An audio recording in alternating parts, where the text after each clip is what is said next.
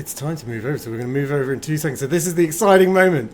So this is when. So look, we've been global. Like we've obviously been having people watching from around the globe. 55 different countries represented in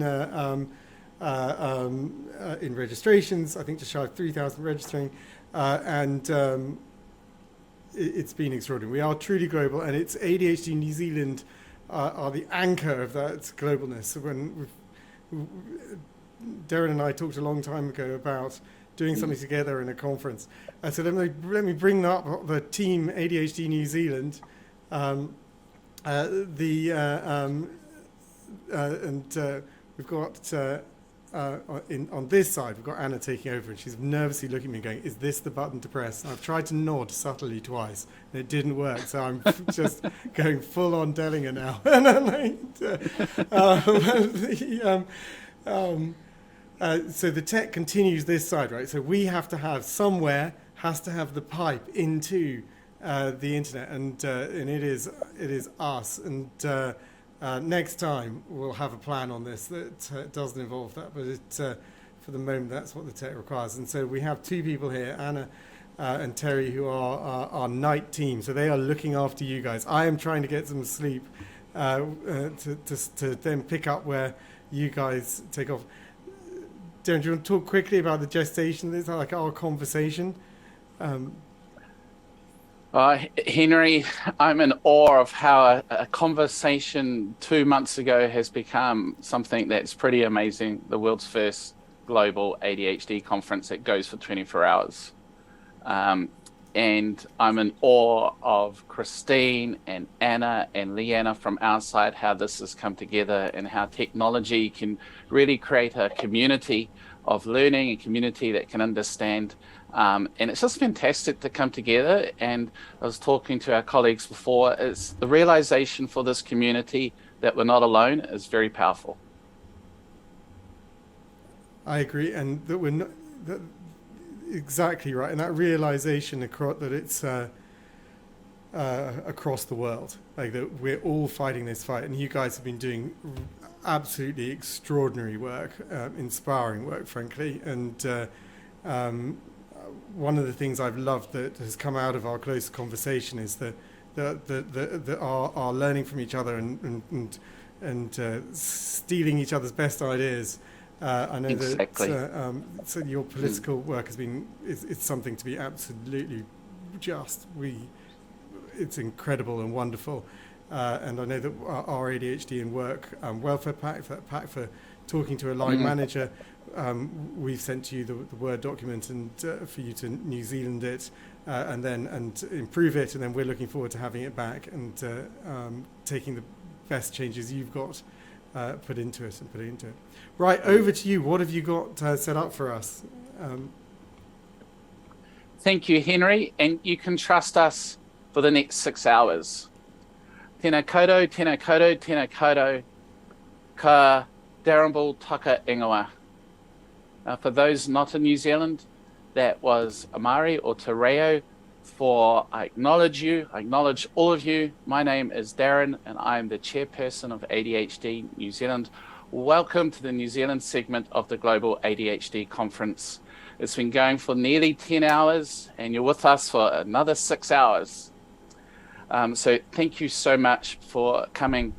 The first session that we get into today is about tertiary, and we know that study at tertiary institutions or vocational training, if you're a student with ADHD, can be hard, and we have no doubt that this is the same throughout the world. So what we want to talk about with these experts that I'll introduce soon is some of the things we're doing to understand students with ADHD and some of the ways we can proactively help them.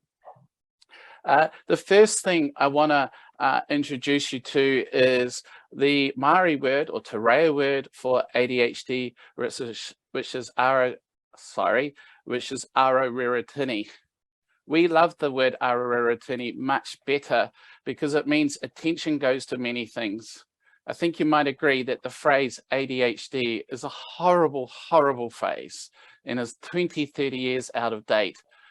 So that's one thing we want to change is the word ADHD for the world. Right, and before we start, we will have a little disclaimer. The benefit of a panel discussion like this is we're allowed to be free, we're allowed to think. And this means that the views and the information or opinions presented in this panel discussion are solely those of the individuals involved.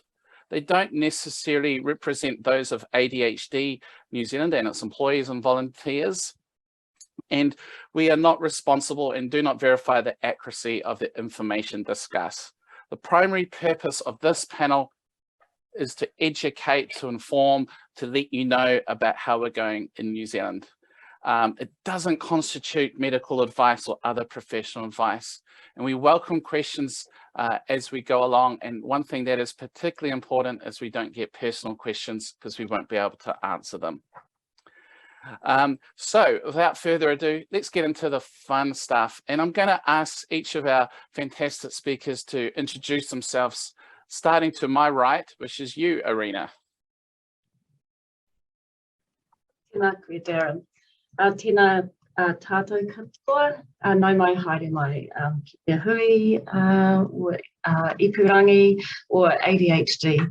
Ko Erena Fussell tōku ingoa, he Pau apua hau I te ahoa Maui, te Pūkenga.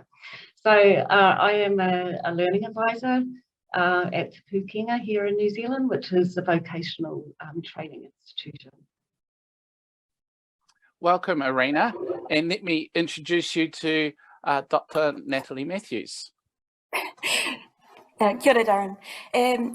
Ko Natalie Mathews toku ingoa. He kaiako mātaranga hapari ahau I te kuninga ki Puri Hiroa. So, kia ora, my name's Natalie. I am a sociologist and I teach at Massey University. Welcome, Natalie. And Leeanna, ADHD New Zealand, welcome. Thanks, Darren. Great to be here today. Tēnā koutou, ko Leeanna Kohn-Hardy toko ingoa. My name is Leeanna Kohn-Hardy. I am the project lead at ADHD New Zealand. Thank you. And on my right again, we have Sara. Welcome.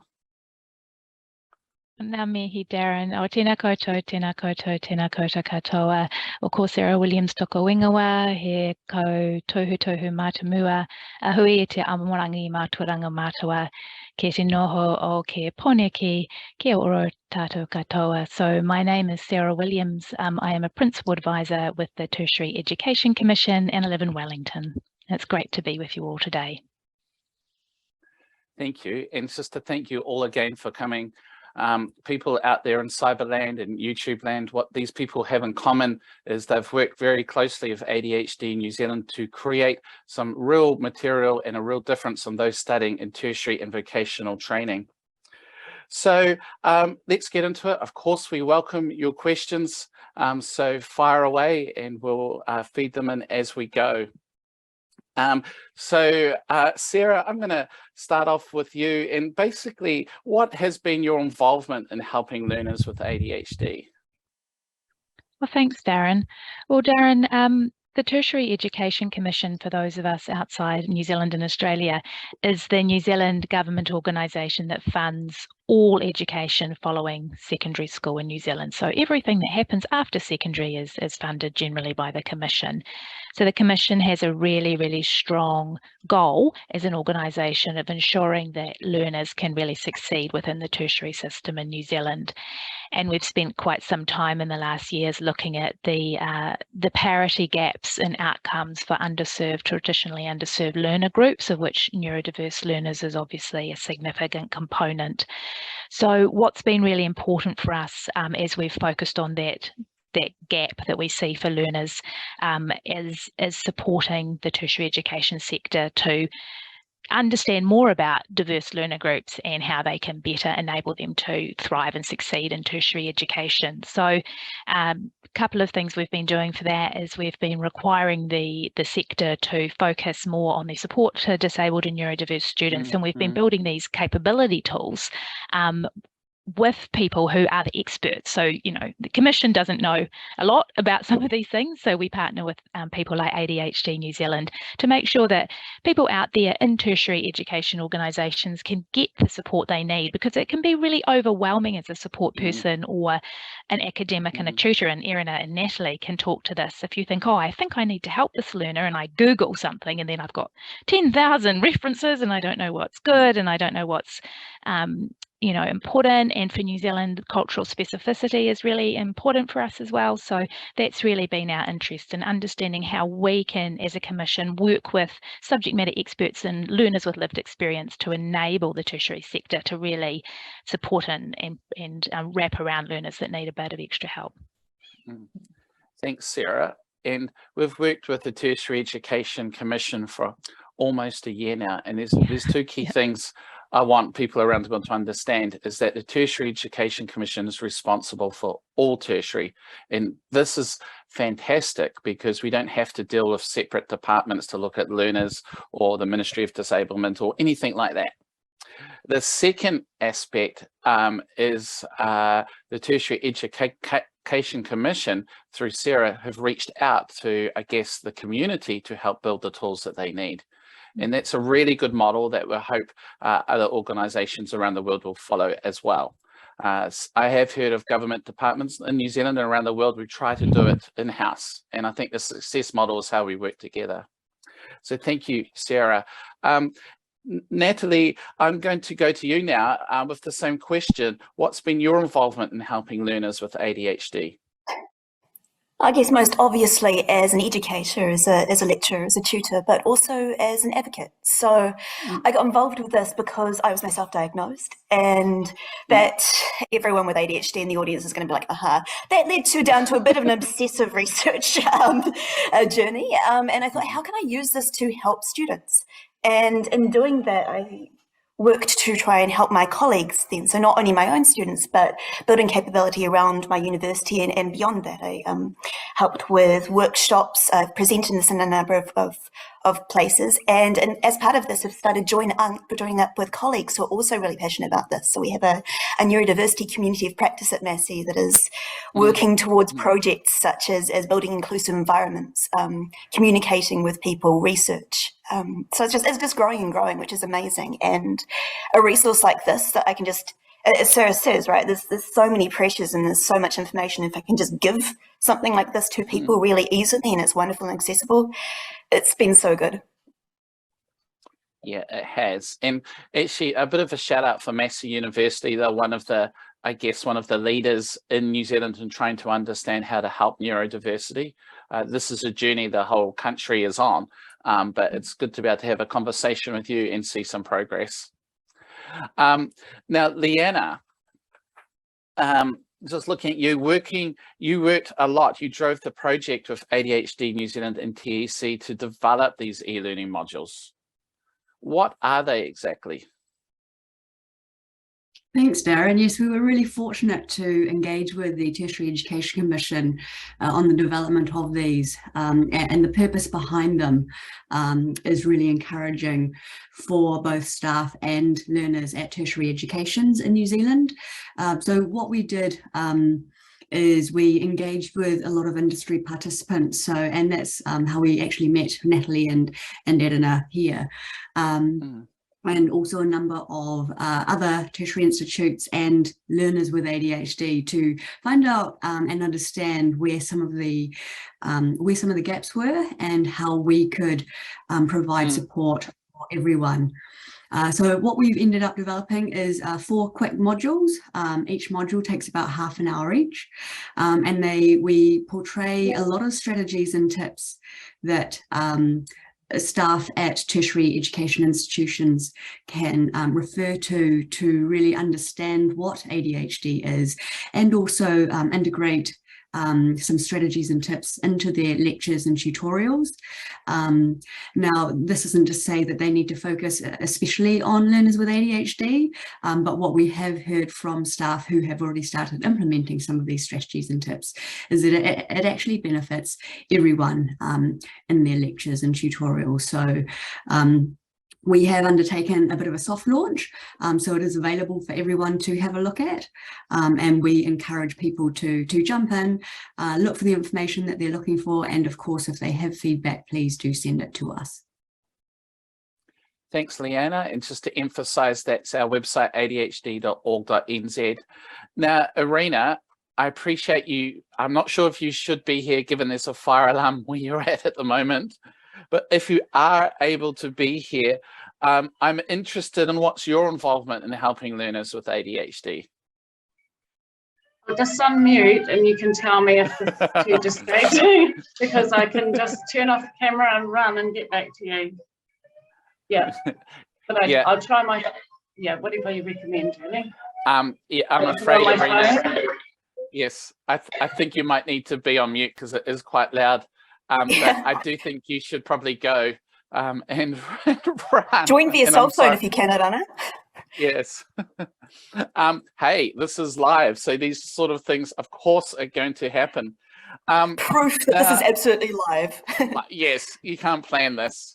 But Natalie, we do have our first question through. Thank you, James from Wellington in New Zealand. And that is, what do you mean? You spoke about an inclusive environment. What does that exactly mean?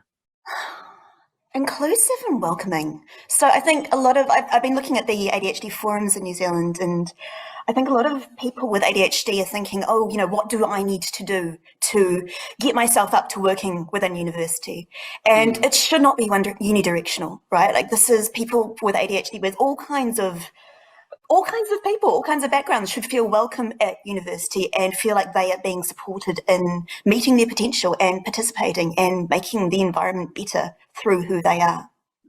So practically, that can look like being openly welcoming, right? That can look like having statements in lectures as well as in your course guides that say, we welcome diversity. You know, if you need these resources, here they are. It can look like staff being supported and being open. It can look like, well, it should look like if people feel like their needs are not being met, they feel absolutely comfortable in addressing that and reaching out about that, and they should have a clear idea about who they can connect with. Yeah, nicely said. Sara, you'd have a view on this, wouldn't you? Oh, absolutely, Darren. And look, just to back up everything Natalie said, an inclusive tertiary learning environment is one where people can bring, you know, it's a popular term, but their whole selves. So it's heartbreaking when we hear from learners or their whānau, their family, that they have felt they couldn't disclose that a learner had some support needs, even if those had been recognised and supported at school, because they felt that they would be deliberately excluded from tertiary environments because of those. And that's absolutely not the case. And as more and more of our learners are coming through school with higher levels of support needs, because schools in New Zealand are getting much better at supporting those learners who originally would have just sort of fallen out of the system. So they're presenting at tertiary education organisations, and an inclusive environment is one, as Natalie said, where they can present with their full selves, be confident that they can be seen and understood, and where their difference and diversity is acknowledged up front, as Natalie said. So that could be, statements and course guides, lecturers saying things in lectures, tutors, posters on the wall, you know, about neurodiversity, all of those things. So it's about not having to hide the fact that you have some support needs. And when you ask, not being met with the idea that you're a problem or that this is a hassle for an organisation, but being met with absolutely, no trouble. Let's do that now. So that's really the kind of change that we're looking for. And to have that right across an organisation, so it's not just, you know, one or two staff members responsible for that. So any staff member at an organisation who recognises a learner needs support, or the learner approaches them, goes, hey, really glad you've told me that. We've got some amazing things that will help you. Let's look into that. That's right. And on a personal note, my son goes to a school which is very inclusive. He's just a year below before tertiary, and because of that inclusivity and because there is acceptance, he is very successful, and that's why it's important. Natalie.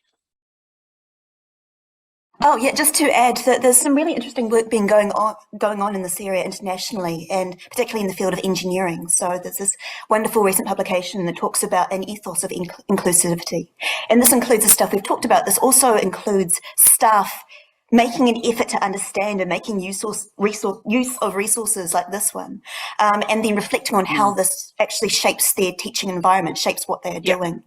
And so that becomes pervasive, right? That's not a poster that you put up and then you forget about it. That's meaningful, and people can sense that. You know, if people are making an effort to see them as people rather than problems, you know when that's happening. People, not problems. That's lovely. Now, Erena, it feels like you're now safe. The fire's over and you're back where you started. You're okay? You know, the sad thing is that no one even came to find me. But no, the fire drill's over. It's very quiet and I am completely calm and relaxed. and at the same time, you gave us a highlight of how lovely Hawke's Bay weather is. Hawke's Bay is on the east coast of New Zealand. It's stunning, beautiful, but beautiful. Erena, I might bring you into this conversation about the importance of building an inclusive environment. And we've talked before, that's quite important to you, isn't it? Absolutely. I just find that if the learners don't feel that they're being catered for in any way, then they just disengage. And I think in the running around, I think somebody said about catering to all learners, that if you cater for everybody, well, this is what I do, as if they have ADHD, then everybody's ultimately better off. And particularly from our New Zealand context, having a culturally safe space where all learners feel that they can relate to, they can get something out of what you're presenting and take meaning from it in a way that works for them. Yeah, look, that's well said. And we know it's important, you know, there's research that was done at UCLA looking at learners beginning a 4-year degree. And what they found is that learners with ADHD were half a grade to a full grade below their peers, and that this deficit was present throughout the 4 years, and sometimes it's really hard to catch up as well. We also, as part of the work we created, we ran several focus groups with students. And actually, before I go on, let's have a listen to what one of them said. Hugh. That's the audacity that they feel that they have to minimize my achievement or belittle how much effort I've been able to put into being able to get this far without knowing anything about me, without knowing the challenges, and being unwilling to have conversations like that. That's what I really despise in education. That's what I really despise in education. How heartbreaking is that? And our focus groups are really interesting with university and vocational students because they were just heartbreaking stories of struggling to be accepted. Really, yeah, it wasn't good. Now, actually, is those sort of comments, do they resonate with you, Natalie and Erena, in terms of feedback that you've got from your students as well? I'm so glad you picked that up because, when I was going through these modules, that just jumped out at me, and every time I listen to it, it strikes me. And the thing that always gets me with this particular quote is that word audacity. It's not necessarily even a question of ignorance. It's also that false assumptions, right? That we have these narratives, we have these ways of understanding people's behavior. And for a lot of people, and particularly with people with ADHD, those just don't necessarily fit. Right? Like if a student doesn't create the work you expect, it's very tempting to speculate on why, or perhaps the effort they put in. And you just don't know what effort their students have ever put in or what that effort looks like. That's right. If a student doesn't seem to be focusing, that may be how they focus. Right. So it's not just what I saw in that is not just like people don't understand, but people think they understand, and that is harmful. Yeah. And, the key point is there's no difference in intelligence.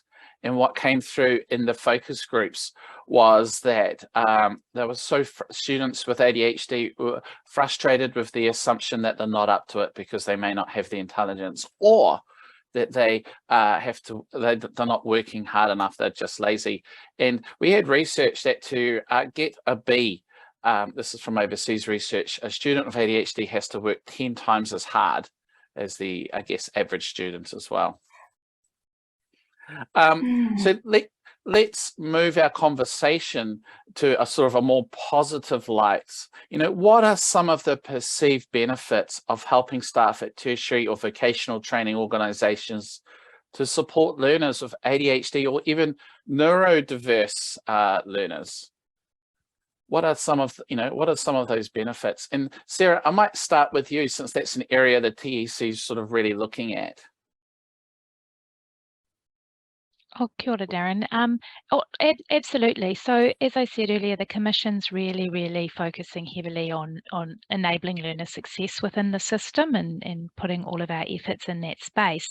So that means that we have to look really carefully at whether staff in tertiary education organisations are getting the kind of support they need, because staff are really busy. So support staff, tutors, academics, people who are training trades apprentices, the whole lot, they all have full-time jobs as teachers in their roles, but then we're also needing them to be able to provide this kind of guidance and support, at least at some level on top. So the importance of being able to partner with organisations such as yourselves and people in the neurodiverse community is about being able to create tools that are reliable, contextualised to New Zealand, and that people in tertiary organisations can go to and get that confidence. And as Natalie and Erena have noted, when you become competent as a tertiary education staff member in supporting and understanding a learner with ADHD, you learn a lot about all neurodiverse learners. I mean, they're not all the same. Not one person with ADHD is not the same as another person, but you develop that, I guess, Erena, you've kind of said it's a lens, so you can see the learner, you have the empathy that Natalie's mentioned. The learner begins to feel seen, feel heard, feel safe, and that's really what it's about. And we've seen through your work and other people's work, the heartbreaking thing is that it doesn't matter particularly how good an organisation's policies are and what they've got on paper. They can have all the great policies, but if they have staff who are not compassionate and understanding and welcoming, learners have a bad time, and they can be literally knocked out of a tertiary education journey by one staff member who hasn't been properly supported to become capable and confident dealing with this kind of need from a learner. So that's why it's really important to us. I mean, we just don't want to hear about a single other learner who, because of a staff member's comments or attitude, has abandoned a tertiary education learning journey. Yeah, exactly. Well said. I'll throw it to you now, Natalie. Any thoughts? Yeah, and interesting that staff members, that policy is not only knowledge and desire, but also resourcing, right? And things like, do you have enough support? You know, do you have, can you conceivably do this within the hours allotted to you in the week, and then the extra that you always do? So I think I wouldn't be a sociologist if I wouldn't point out the broader context there that can make it easier or harder for people. In terms of benefits, though, like, it was really interesting when you talked about that 10 times harder, because that is utterly contextual as well, right? Like, that is not inevitable. And the idea that I don't want people to see doing what needs to be done to assist people with ADHD as a burden, because this is really opening up people's capacities, right? And this goes with the idea that it's not intelligence. You get students who could be amazing at what they are there to learn how to do. And so it's really important then to think about the potential obstacles that do not need to be there. This is not lowering standards. This is not getting rid of anything that is important to a discipline. But when there are obstacles that just aren't part of what you're there to teach, things about how things are presented, what students are required to do when they really don't need to be, attitudinal obstacles. You know, you are unleashing people's attention. You're not going to be pushing them along all the way around. You want to open up people to thrive. And from a neurodiversity perspective, diversity is good. Right? It's not Yes. just the dust thing to do to help people. When you have a range of minds in a classroom, in a discipline, in an institution, everybody is benefiting because you have so many different perspectives and strengths, and they all talk to each other, and the whole is so much greater than what it could have been otherwise. The whole is so much greater. Now, Erena, I see you nodding there. There must be perceived benefits that you can think of as well. Absolutely. So for bringing it back to the individual learners, it's things like increased confidence, more autonomy over their own learning, higher self-efficacy, higher motivation, lower anxiety, and of course they translate into things like higher pass rates, you know, actual tangible things, but for the individual, the change in them that then enables them to achieve what they would like to achieve, it's incredibly powerful and it really makes a difference. Yeah. Let's not forget that supported learners are happier and they will achieve more, which is good for everyone. Hey, I've got a really interesting question, which I'm going to ask you, Sara, from our Q&A page. So out there in YouTube land, send it through, send these questions through. We've got these experts, but the question for you, Sara, is what support or mandates could staff working in tertiary or vocational training ask for to support their neurodiverse students? And then I'm going to ask you another question about neurodiverse staff as well. Well, I can really only speak to a New Zealand context, but I would hope that this is happening globally. So for the New Zealand context, absolutely staff who are working in a tertiary education organisation should be talking to the organisations about the kind of learners that they're experiencing in their class, maybe the challenges that they can see those learners are having, and asking the organisation for support with time to engage with things such as the ADHD New Zealand learning modules and the other learning modules and e-learning and resources that we are currently providing at the moment and that are available out there through some of the other networks. And the other thing I think is to talk to organisations about things like establishing a community of practice. So Otago Polytech, which is part of our Te Pūkenga network now, they have a wonderful neurodiversity community of practice that a lot of staff and learners at their organisation are part of. That's a really exciting environment for people to be able to talk about what works for them and how they can network and talk together about getting support. So there's a heap of things. I'd also encourage people in the New Zealand environment to talk to their organisations about the disability action plan that their organisation will have, and whether they can be involved in being part of the voices that are creating those and those partnerships with learners and staff that are an important part of that. Thanks, Sara. And Natalie, it's a follow-up question for you, because I first met you kind of at a community of practice, didn't I? And they're very useful. Yeah, absolutely. I think the important thing for students and staff is to talk to other people, right? Like the more you do that, the more you're not reinventing the wheel, the more you're seeing what other people are doing and you're upping each other, you're supporting each other and going further and further and further. Yeah. So yeah, our community practice is doing some really interesting things. I definitely am not saying this. I'm saying this as a participant. There, other people are doing amazing stuff. Some of our colleagues, Catherine McGuigan and Sharon Crooks, are doing some research with neurodivergent students at the moment. All kinds, lots of ADHD people in there. We're working towards a project called Diverse Minds at Massey, which is about fostering connections with students and creating that welcoming environment between students and facilitating students to lead things. There's just so much potential, and once you get a sense of not doing things alone, whether you're a staff member or whether you are a student, it's time to think about the next steps. That's right, and moving forward. And Leeanna, I'm going to throw your way, because thinking of what you're just saying, Natalie and Sara, the focus groups is one that steps on my mind. And so we had 9 university students. These were senior students that finished their bachelor degrees and they're on postgrad, or in one case studying to be a surgeon. And we heard their stories of what they struggled with through their journey of ADHD. And it was fascinating how they had all failed at their first attempt at university, yet had gone back.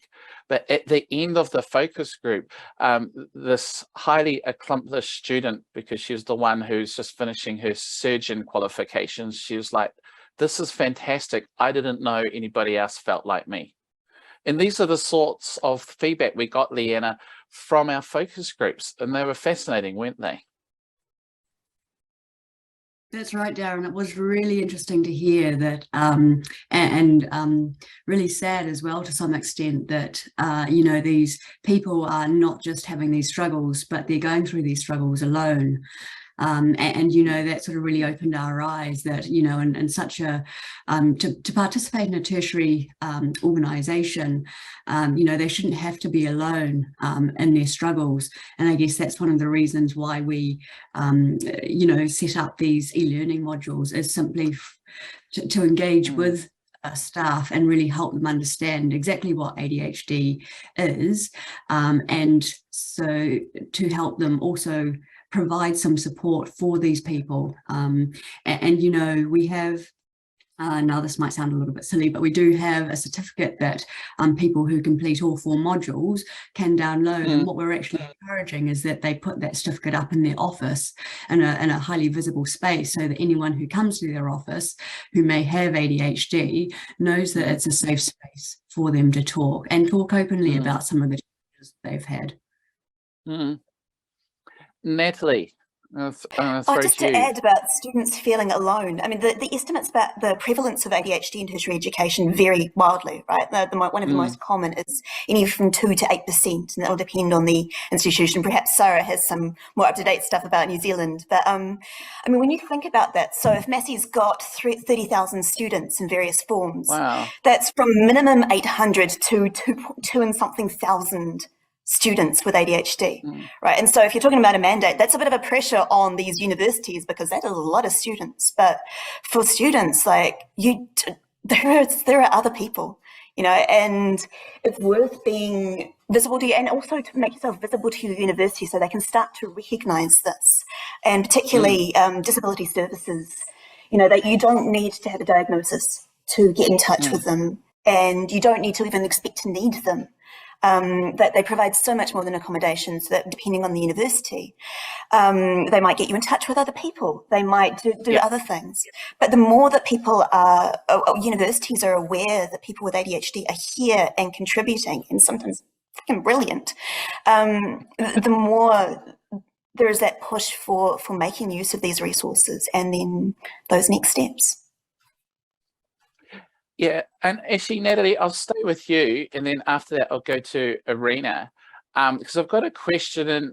And aside from the obvious, how do you know a student might have ADHD? And I think what the person asking the question actually meant by the obvious, besides the fact they've come up and identified themselves, you know, what are some of the characteristics you might see?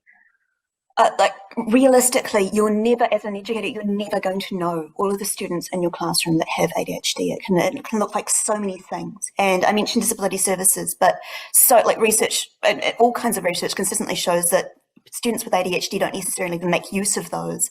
They definitely might not tell you. I think it's important to create an environment where that might happen, but you're not going to know. So this is why I think this principle that we keep on pushing about flexibility, right? About empathy with students, regardless of what they tell you they have or they don't, about realizing that your students think in different ways and providing options. So it's universal design for learning that Sara has talked about on other occasions. So that's why that is so important, because it's really important not to think about this from the perspective of the individuals that you know or suspect.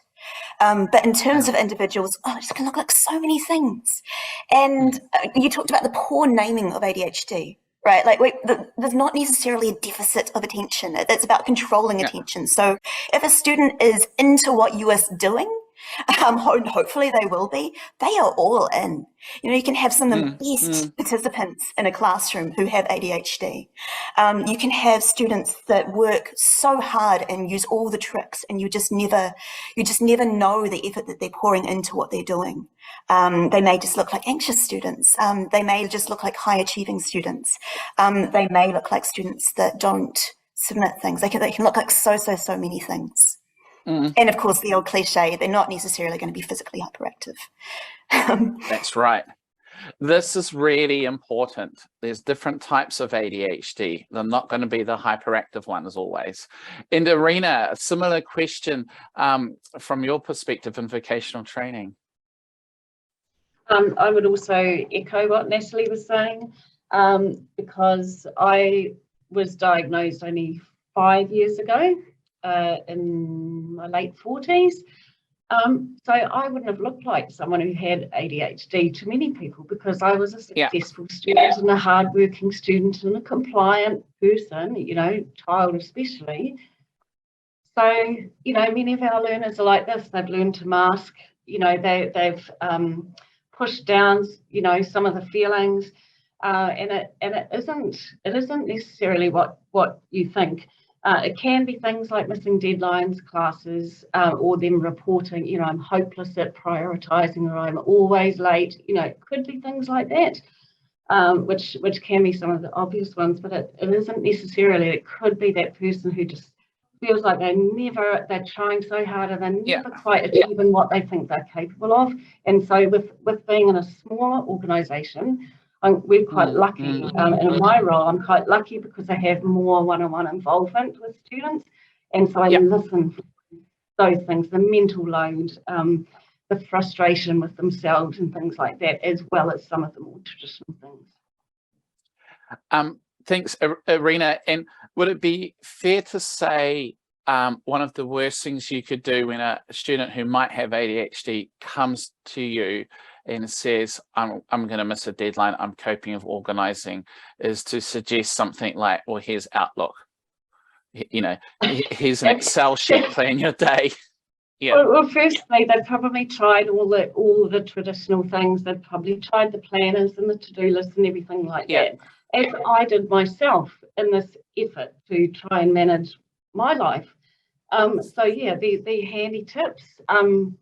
Speaking from my own perspective, sometimes, no, I won't talk about violence here, but you know, it's unhelpful, and it adds so much guilt and so much of a burden that really unhelpful. And so that flipping that some of us alluded to, of turning it around and listening, hearing what is going on for people and responding to that.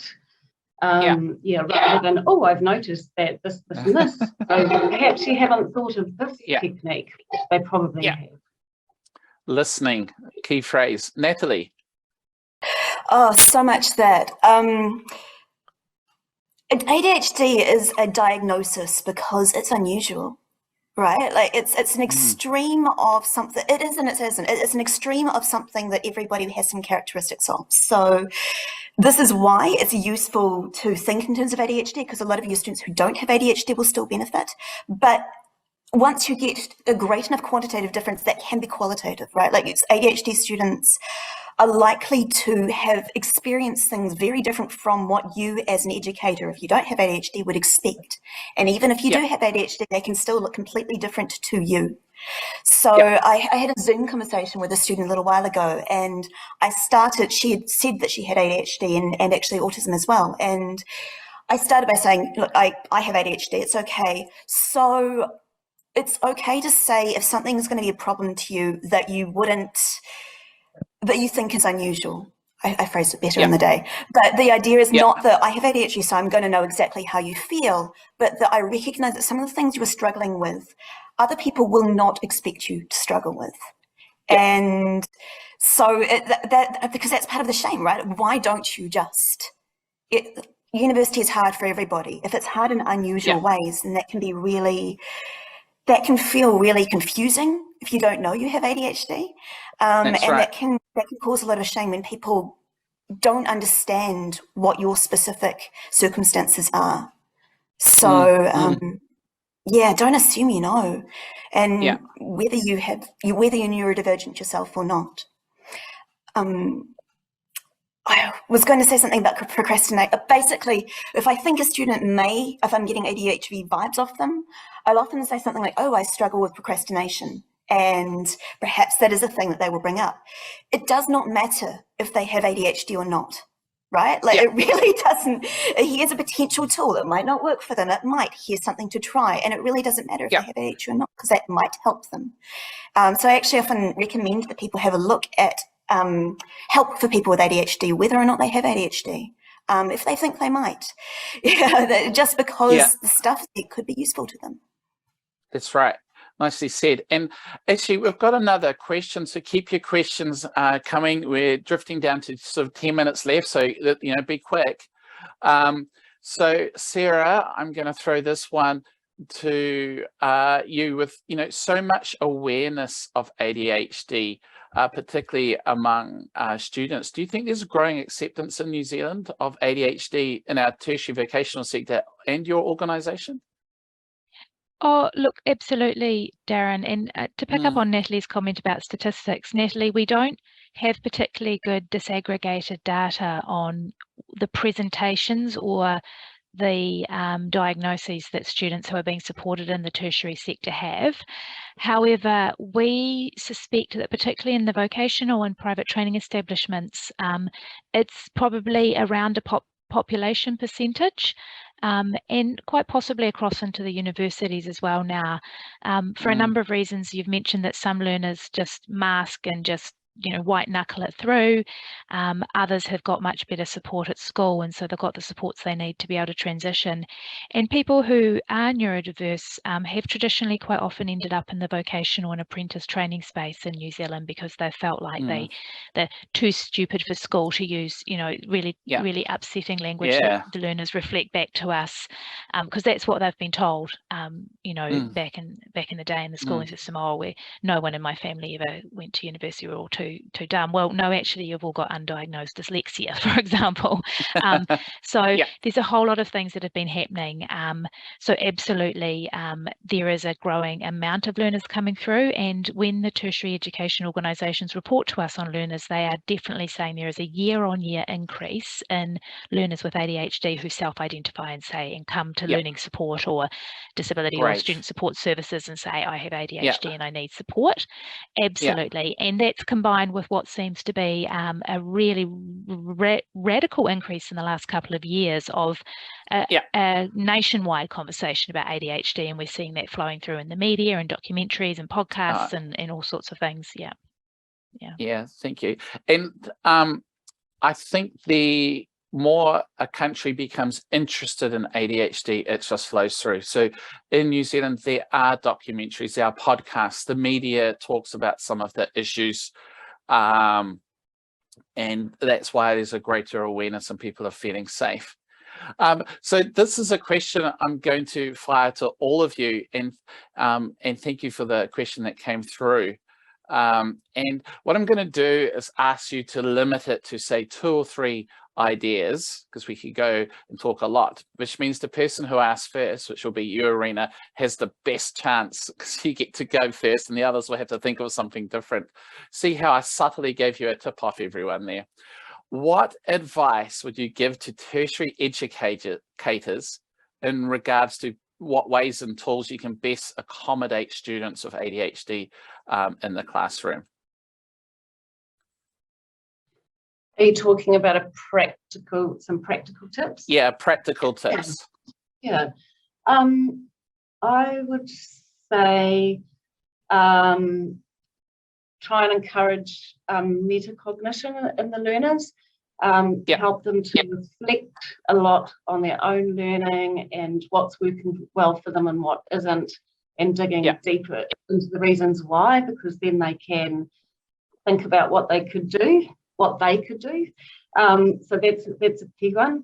I would say also for me anyway, with the learners, I work with a lot of culturally diverse learners, particularly Māori and Pacific learners. So having models that are culturally relevant, so that when you're talking about ideas or concepts that might be more accessible, that the learners can see themselves in that space somewhere, rather than, look, here you go, I can help you do this. It's, oh yes, this is, I can relate to this. There's like 1,000 more, but those are two that spring to mind immediately. Yeah, good tips there. How about you, Natalie? I'll be brief. I think the main thing, the first thought was get rid of executive function challenges. So this is the parts of your course that aren't about the content, right? That aren't about the key disciplinary things, but are challenges that affect students with ADHD and other neurodivergent students. So there's an autism module very similar to this, and I was reading through that, and it's an issue for autistic students also, is having to negotiate scary seeming systems and find things and deal with the finickiness of things, and especially if they change from course to course. It's so exhausting. And so an analogy I've used before is like having your gym at the top of 10 flights of stairs. You know, that might mean that once you get there, you're not giving your best. Might also mean that on a really bad day, you're not going to go. So things like making the places for things really, really obvious. So our university has actually standardized our stream system, our place where people, I don't know what you call them, that where all the content is, so that it's going to be the same between courses. But give links to people, right? Like if you are posting an email to people about an upcoming assignment, add a link to the resources you've already given right there, so they don't need to find them. I know somebody who got feedback from an essay that says you need to learn how to reference. Like in the same time that you could write that, you could copy and paste a pre-written thing you've created that A, sounds a lot friendlier, but B, links them to the university's resources, to one-on-one support if they need it. And just having those links right there, so people don't need to think, what do I do now? Where can I find things? Huge. And if I can be very these things are huge, but simple, aren't they? So simple. So Sarah's point really about time thing, it doesn't take that much time, right? And then you're benefiting all of the students. Yeah, exactly. Hey, Erena, I have a feeling you might have one more idea. I did actually. Thanks, Darren. So one thing, as I've been doing my own study recently, I've been thinking about what has worked better for me and what hasn't worked. And so for me, any system that a learner would, that you could suggest that a learner could try in a nice way from a selection of their choosing, the importance of the learner finding that system engaging. So not just the process or the system, but an engaging, highly interesting system that's easy to maintain. I miss that level sometimes. Thanks, Sarah. Perfect, thank you. Hey, Sara, I have the same question for you because you would have seen a lot. What are a couple of tips that you'd recommend? Look, Darren, I'm not a face-to-face educator, so the main thing I've picked up from working with all of you and other people in both the disability and neurodiversity community is ask your learner what they need. And I really cannot emphasize that much. And both Natalie and Erena have made the point that, you know one person with ADHD, you know one person with ADHD. Ask your learner what's worked for them in the past and get them to reflect on that. And the other thing would be, just to pick up on the other comments, understand what universal design for learning is. The Commission has got some online e-learning about that coming up soon. There's also quite a lot of really good content out of Australia, so understand what universal design for learning is. Thank you for that. And I'm not a face-to-face educator either, but I've been fortunate enough to recently study in the US, just on a simple course. And what I loved is at the start of the course notes, there was recognition of neurodiverse learning, and there was a neurodiverse inclusive statement. And it invited people to let the university know if they haven't, and just go have a quiet word with the tutor or lecturer, and also link to other places. And I found that quite powerful at the start of a course, the most scariest moment. I found that a really wonderful thing. Hey, we're rapidly running out of time. So I'm going to put you all on the spot again. And ask for that one key message you'd like to give our audience wherever they are in the world. It could be a tip, it could be a message, it could be anything. So who wants to go first? Actually, Sara, I'm going to pass it back to you. Thanks, Darren. Look, I'm going to repeat what I just said essentially, which is please talk to your learners as you go about, as a tertiary organisation, as a teacher, as anyone else working in this space, as you go about trying to support people who are neurodiverse. Please speak to people who are neurodiverse about how they would like to be supported and what that would look like for them to be in a safe, inclusive learning environment. You can't do it without them. Don't make it up. Don't make it up. Beautiful. Natalie. I was going to say Sara, so I get to say something different. And coming back to being welcoming, it's funny when people talk about challenges for neurodivergent students and they think, what is in this person's brain that is going to make them need something different? And a common challenge for students with ADHD is they don't feel like they belong at university. And that is not that is not a brain thing. That has nothing to do with there's nothing directly from the ADHD brain that has caused it. It is so unnecessary. And so being aware of that potential barrier and making a point. Hey, if you think a student does have ADHD, have them smiley, watch your tone. Make sure your feedback is useful. Good old CRC. Have that everywhere and just be aware that this emotional element of university is there and matters so much, as well as the cognitive stuff, as well as the organisational stuff. Nice.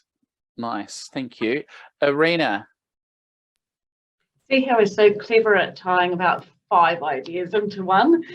Yeah, I've noticed that. I know, because we have ADHD, right? I would say, drawing on what everyone has said, it's relationship driven, relationship first, and in the Māori concept of whānau, the family, that creates a safe space, which leads to that self-understanding of the person with ADHD, a person with that who's empowered, and also if you're not culturally relevant, they don't feel safe. It's not relationship driven, you're lost before you start. Yeah, nice, thank you. And Leeanna, tell me, what's your one lasting message or tip? Thanks, Darren. I am going to do a plug for the e-learning modules that we have just developed. From the feedback we've got to date, they are super handy. People really appreciated understanding what ADHD actually is, and found a number of the strategies and tips really easy to implement. And relatively quick to complete. So please do that, adhd.org.nz. And they're interesting. It's almost like they were made by people familiar with ADHD. Go figure. And my tip is believe. If you're a student, believe. And if you're a tertiary and vocational trader provider, also believe. You'll be amazing what a bit of belief can actually do. Before we wrap up, I'm going to pass over to Sara to sort of finish on a proverb which we really find interesting. Over to you, Sara. Oh, kia ora, Darren. So in New Zealand we have whakatauki from Māori New Zealand, and this is one that we feel is really appropriate for this space, which is Nau tu roro, nāku tu rorua, ka ora ai te iwi. And it literally sort of translates to, with your food basket and my food basket, the people will thrive. But what it speaks to is community, collaboration, and a strengths-based approach where everybody who's involved in something has something to offer and a piece of the puzzle. And if we all work together, then everyone will thrive. You think those words are lovely. Hey, thank you, everyone. Thank you, Sara, Erena, Natalie, and Leeanna. Do a plug again, adhd.org.nz for the material. It is fantastic. Coming up, our next session, we're going to talk about sport and ADHD, in particular on basketball. And in the meantime, thank you for coming, and we're about to go show a 4-minute clip. Have a good day, everyone. So see you later.